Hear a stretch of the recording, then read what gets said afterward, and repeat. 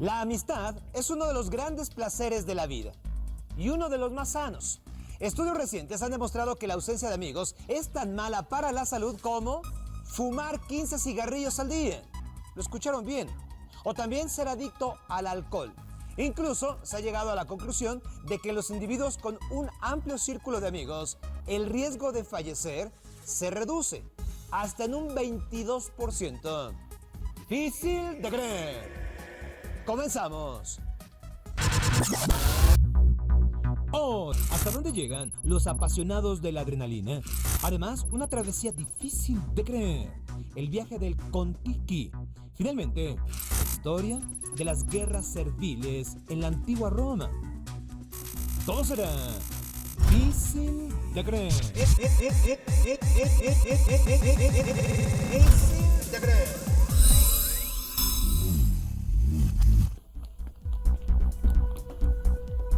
Cuando pensamos en adrenalina, a muchos se nos viene a la mente sujetos ávidos de emociones fuertes. Y es que esta sustancia está ligada a la búsqueda de situaciones excitantes, de alto riesgo y difíciles de creer. La adrenalina o epinefrina es una hormona secretada por las glándulas suprarrenales que se dispara ante un peligro para que una persona pueda enfrentarlo y así intentar salvar su vida. Su poder es tal que es capaz de modificar la conducta y cambiar drásticamente las capacidades físicas humanas, dotando al organismo de gran fuerza y resistencia, a veces en un nivel descomunal, tal y como le sucedió a Sinjin Eberle. Tras ser aplastado por una roca de 500 kilos de peso, él pudo liberarse de esta con sus manos y piernas. También está el caso de una mujer japonesa de 71 años de edad que persiguió y atrapó a un ladrón. Así como Angela Cavallo, que levantó un auto de 1.500 kilos cuando vio cómo el vehículo había aplastado a su hijo. Estos casos dejan en claro que los humanos somos más fuertes de lo que pensamos frente a circunstancias extremas. Por ejemplo, dos científicos de Chicago analizaron los músculos del antebrazo de sujetos sometidos a una enorme presión emocional y descubrieron que el poder flexor podía incrementarse hasta un 31% con ciertos estimulantes como adrenalina y anfetaminas. Cuando la epinefrina actúa sobre el sistema central nervioso, lo pone en un estado máximo de alerta. Entonces se da mayor demanda de oxígeno y las pupilas se dilatan para tener mejor visión en la oscuridad. A la par, la digestión se detiene temporalmente y se incrementa el ritmo cardíaco con el apoyo de algunos órganos. Todo esto para lidiar con la amenaza. De ahí que la persona se torne pálida, pues su sangre se centra en sitios estratégicos del organismo y utiliza las reservas de glucógeno como combustible para moverse con más vigor y mayor velocidad. Los apasionados a los juegos mecánicos saben a la perfección cómo potenciar la adrenalina al máximo, pues esos fueron diseñados para provocar pánico, sobre todo los de excesiva velocidad. La montaña rusa más alta y más rápida del mundo, Kingda Ka, en los Estados Unidos, es un claro ejemplo. Su tren es lanzado por un mecanismo hidráulico a 206 km por hora en tan solo 3.5 segundos. A ello se suma el vértigo que produce sus 139 metros de altura, junto a su caída libre, sus drásticas subidas y bajadas y los giros que la hacen irresistible. Para otros, la velocidad de conducción es sumamente atractiva, a pesar del alto riesgo que esto implica, ya que la visibilidad y el tiempo de reacción se reducen para poder frenar y evitar un accidente. Aún así, no falta quien maneje de manera veloz para experimentar una sensación de libertad y de poder, como si el coche fuera un instrumento que permite anular a los demás y dominar el camino. Otros amantes de la adrenalina gustan sentirla en el cine de terror, por los estímulos intensos y la tensión sostenida a lo largo de la trama. Aquí, el sensacionalismo explota las motivaciones humanas malignas o lo sobrenatural para crear un ambiente de miedo e incertidumbre. Aunque la reacción natural frente al temor es huir, escapar, defenderse, ante un film terrorífico es muy distinto. El espectador se paraliza por la angustia sufrida, esperando a que pase la amenaza. Pero, mientras tanto, el cuerpo siente los síntomas asociados a la adrenalina y habrá quien entre en una crisis de pánico, sobre todo si es muy sensitiva la persona. Por si fuera poco, hay estudios científicos que sugieren que estas cintas ayudan a bajar de peso. Sí, la Universidad Inglesa de Westminster asegura que al ver este tipo de películas se quema casi la misma cantidad de calorías que en una caminata de 30 minutos.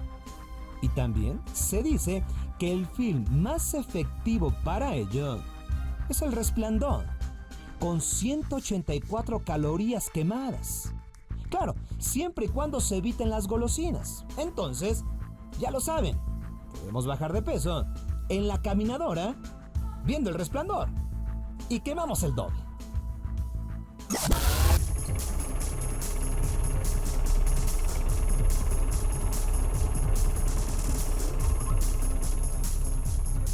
Claro, este dato siempre y cuando uno no abuse de las golosinas, de su consumo. Bueno, no siempre las descargas de adrenalina son el recurso ideal para sentirnos bien, aunque muchas veces se busca liberarla porque con ella también se eleva la producción de endorfinas, sustancias que producen bienestar. Se pueden conseguir las mismas sensaciones con otras actividades como reírse, bailar, oír la música favorita o de la forma más sana como hacer deporte.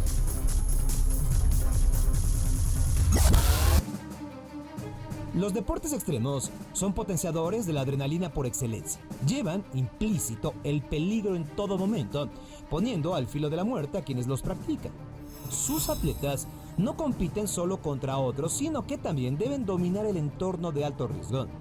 De ahí que muchos queden extasiados y busquen vivir desenfrenadamente el placer de la adrenalina. Cuando ésta se libera, la razón se nubla y se da rienda suelta a los impulsos y a la libertad de acción. Pero cada vez que la sustancia invade al cuerpo, sus efectos se van sintiendo con menor intensidad. Y entonces no es raro que se busque desesperadamente volver a lograr el éxtasis inicial, tal y como le sucede a los adictos a las drogas. Es cuando se cae en una búsqueda irrefrenable del peligro. Esto mediante experiencias temerarias. Y aquí hay un riesgo más.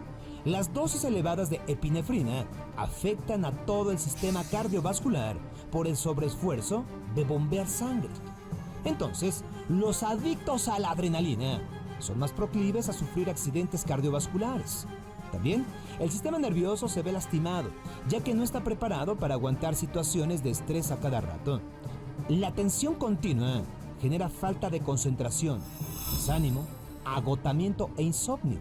Además, el sistema inmunológico se resiente y hay más probabilidad de caer enfermo. Es claro que a la adrenalina hay que tenerle respeto. A sus 27 años de edad y estando en la cúspide de su carrera en la música tropical, el argentino Rodrigo Bueno murió. Esto después de ofrecer un concierto. La causa de su trágico deceso fue por exceso de adrenalina en su organismo.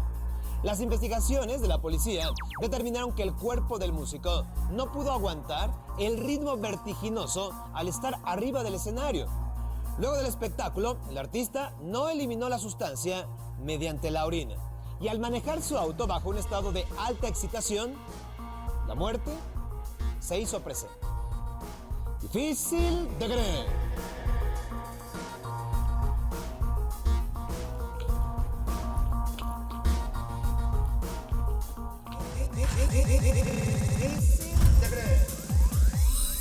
Pregunto, ¿se imaginan atravesar el océano sobre una balsa construida apenas con madera y usando técnicas de hace 500 años?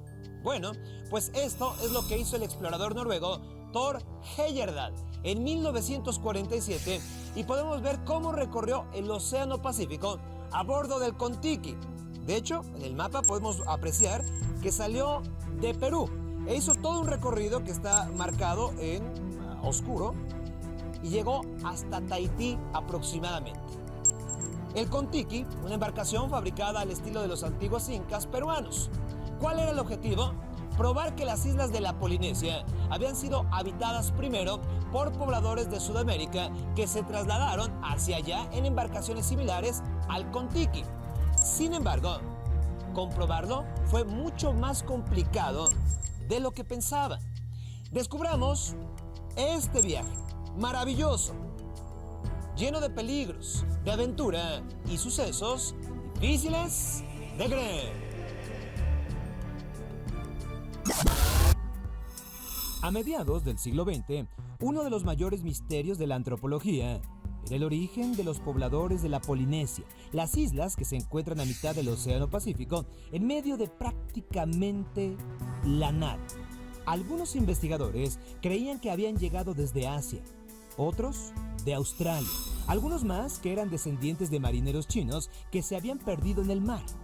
Pero, en realidad, todas eran teorías sin pruebas contundentes. El explorador y escritor noruego Thor Heyerdahl tenía otra hipótesis. Al observar las enormes esculturas de la isla de Pascua, pensó que eran muy parecidas a las esculturas realizadas por los antiguos incas peruanos. Lo increíble es que esta isla se encuentra a 3.500 kilómetros de distancia de Sudamérica. Entonces, ¿cómo pudieron haber llegado allí los incas, si es que ellos fueron los habitantes originales de la isla? Entonces, esto generó la idea del Kon-Tiki. Se sabía que los incas navegaban lagos, como el Titicaca, pero no eran reconocidos como navegantes del océano. Aún así, Heyerdahl decidió probar su teoría de una forma única. ¿Cómo? Construyendo una embarcación con técnicas, materiales e instrumentos incas y lanzarse al Pacífico, demostrando así que sí pudieron llegar a las islas en medio del océano. Con apoyo del gobierno de Perú, Thor Heyerdahl construyó una embarcación de madera de balsa de 15 metros de largo, capaz de sostener a una tripulación de 6 personas y un perico. Sí, la mascota del viaje. La balsa fue llamada Kon-Tiki, que es un antiguo nombre del dios del sol inca. En la expedición se trató de llevar al mínimo equipo moderno posible. En realidad, se transportó material para grabar el viaje y algunas herramientas que podrían ayudar a la tripulación si había algún contratiempo. Al final, el Kon-Tiki abandonó las costas del Perú el 28 de abril de 1947. Estuvieron a merced del Pacífico, en medio de tormentas y sufriendo el embate de las aguas de uno de los océanos más peligrosos de la Tierra hasta que se detuvieron en el atolón Puka Puka. Esto el 30 de julio, 97 días después de su salida. Aquí, el grupo tuvo contacto de lejos con los habitantes de las islas, pero no pudieron llegar a puerto debido a las condiciones del clima. Partieron de nuevo, pero el 7 de agosto, 101 días después del inicio del viaje, todo terminó de manera abrupta cuando el Kon-Tiki encalló en un arrecife cerca de un islote deshabitado. Después de varios días sin contacto humano y casi al borde de la muerte, la tripulación fue rescatada por los pobladores de una isla cercana. Ellos los descubrieron en un viaje de pesca.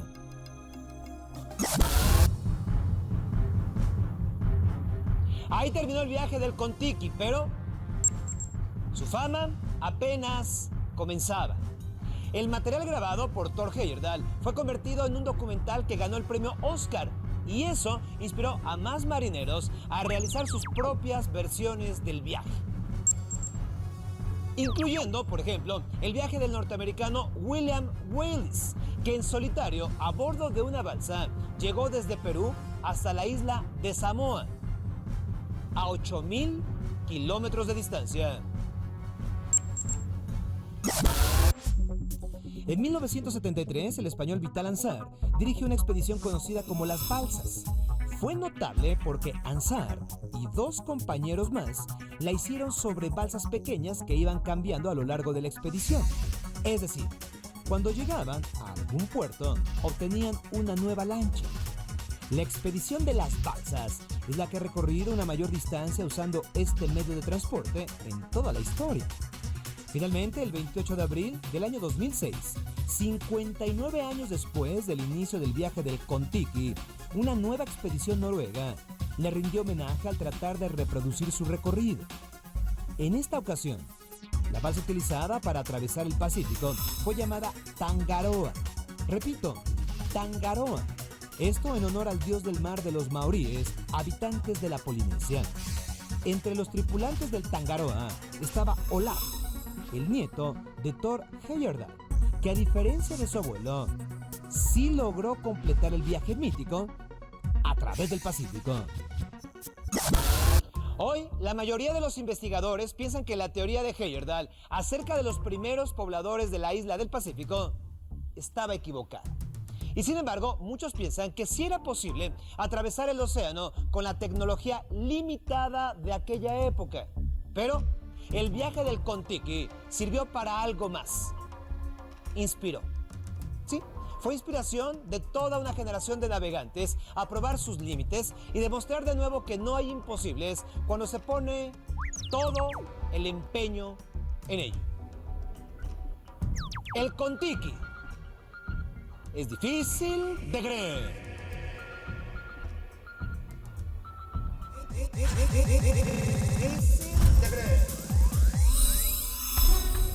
Pregunto, ¿de dónde viene la mayor parte de oxígeno que respiramos? No, de las plantas no. Viene de los mares y océanos. Concretamente, lo produce el llamado fitoplancton. Aquí está. Un conjunto de microorganismos que utilizan la fotosíntesis para brindarnos, digamos, una fresca bocanada de oxígeno. Por lo tanto, el verdadero pulmón del planeta, como muchas veces lo decimos, no son las selvas, no, son los océanos. Difícil de creer. Una idea muy popular es que las grandes extensiones boscosas como la taiga siberiana o selváticas como el Amazonas son los principales productores del oxígeno que nos es indispensable para respirar. Pero lo que realmente ocurre es que esas toneladas de oxígeno que producen las plantas durante el día, la mayor parte la consumen durante la noche cuando ellas respiran. Por lo que podríamos decir que la relación entre su producción y consumo está equilibrada. De esta forma, no quedaría oxígeno suficiente para los demás seres vivos del planeta, por lo que las moléculas de oxígeno que en este momento están dentro de nuestros pulmones, muy seguramente tuvieron su origen en el mar, en el proceso fotosintético de microorganismos autótrofos. Explico, en términos llanos, organismos que elaboran su propio alimento. Estos organismos son básicamente bacterias y algunas algas que se encuentran en la base de la cadena alimenticia. Por lo visto, merecerían el título de pulmón del planeta Tierra, aún por encima de las selvas y los bosques. Se dice que la verdad nos hará libres, por lo que no hay que confundirse. El que los bosques y selvas no sean los principales productores de oxígeno del planeta para todos los seres vivos no significa que debamos talarlos y destruirlos de manera indiscriminada. A fin de cuentas, también están vivos y su papel para el equilibrio ecológico es fundamental. Hace unos 2.500 millones de años hubo lo que especialistas llaman la gran oxidación. Es decir, la atmósfera terrestre antes de esa época contaba con muy poco oxígeno y de repente comenzó a incrementar su porcentaje. No sabemos a ciencia cierta el por qué. La teoría más aceptada dice que fueron los microorganismos que habitaban en los mares los que comenzaron a producir este vital elemento hasta llegar al 21% de la masa total de la atmósfera, mismo porcentaje que se mantiene hasta el día de hoy.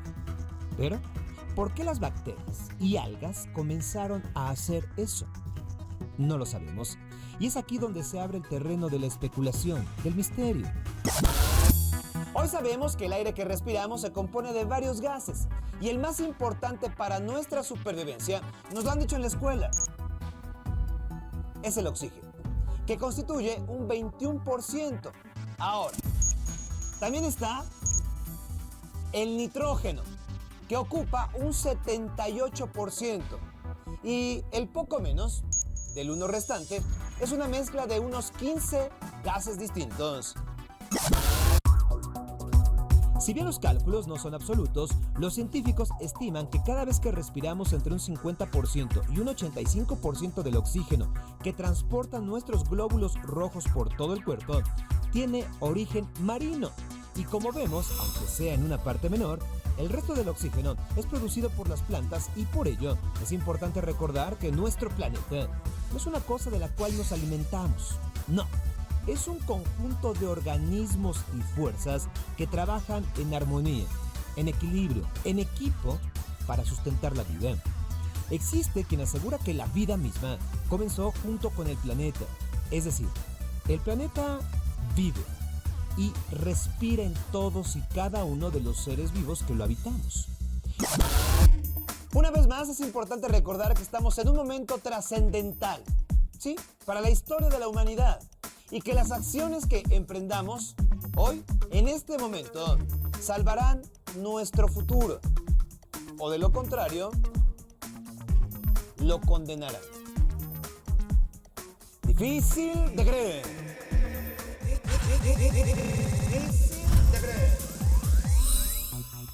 A lo largo de la vida, el pelo se va haciendo más delgado, hasta el punto que en la vejez su ancho es similar al que se tiene cuando uno acaba de nacer. Difícil de creer. Difícil de creer. Muchos dirían que la grandeza de la antigua Roma se debía en gran parte a sus esclavos, hombres, mujeres y niños que eran forzados a realizar las labores más pesadas, desde cultivar los campos hasta trabajar en las minas o ejercer la prostitución. El trato que recibían estos esclavos podía ser brutal y por lo tanto sus vidas solían ser cortas, muy cortas. Muchos hombres intentaron rebelarse ante toda esta injusticia y más de una vez. El Imperio Romano se fue a la guerra en contra de sus propios esclavos. Entonces, conozcamos más sobre las llamadas guerras serviles. Difíciles de creer. La primera guerra servil comenzó en el año 135 a.C., cuando los esclavos de Sicilia se levantaron contra sus amos después de casi 80 años de dominio romano. Sicilia tenía un gran número de cautivos y debido a la sobrepoblación, estos no eran bien alimentados. Así que un prisionero sirio de nombre Euno, que afirmaba ser un profeta, y Cleón, un esclavo de Cilicia con gran talento militar, se levantaron en armas contra sus amos. La rebelión llegó a contar con 200,000 seguidores entre hombres, mujeres y niños y lograron conquistar la ciudad de Ena, en el centro de la ínsula, hasta que desembarcó un ejército romano de 70,000 hombres que sofocó la sedición de manera rápida. La guerra terminó en el año 132 a.C., después de que Cleón murió en una batalla y Euno fue capturado. La mayoría de los esclavos de la antigua Roma se conseguían al conquistar otros pueblos por medio de guerras, pero también hubo otros métodos. Por ejemplo, cuando un padre no reconocía a su hijo, este era abandonado delante del templo de Pietas, donde estaba la columna lactaria, para que alguien los adoptara.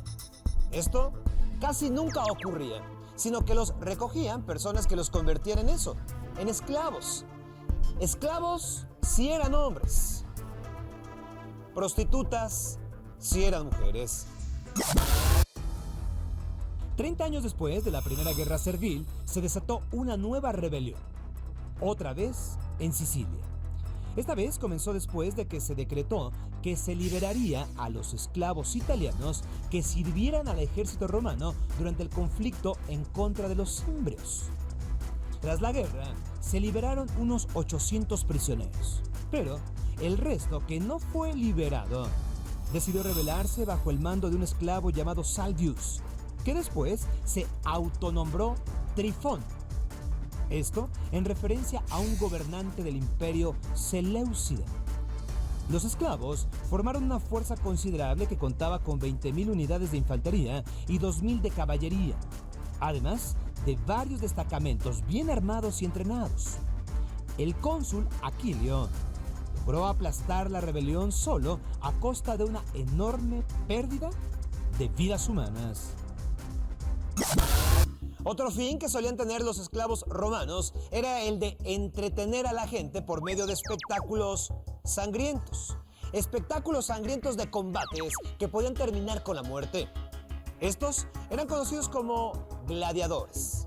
Y de entre sus filas se levantó el hombre que dirigiría la Tercera Guerra Servil. Su nombre, Espartaco.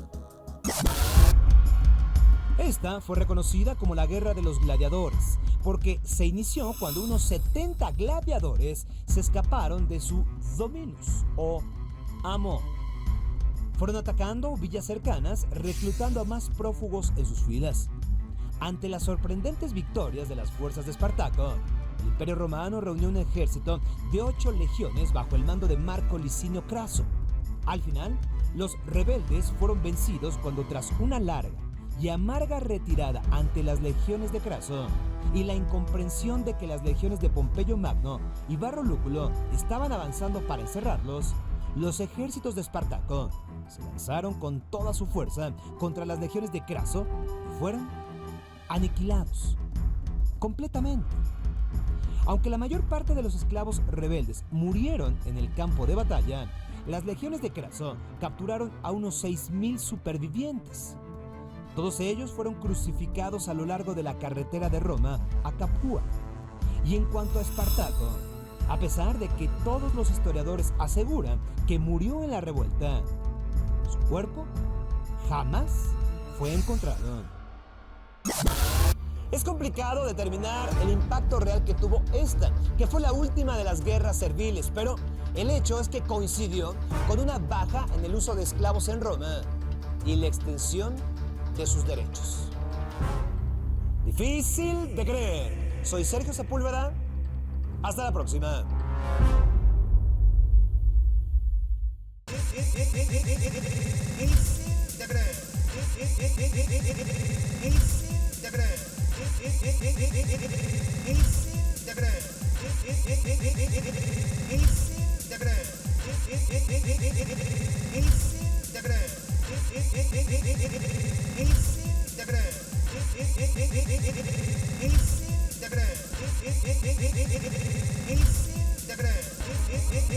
Difícil de creer.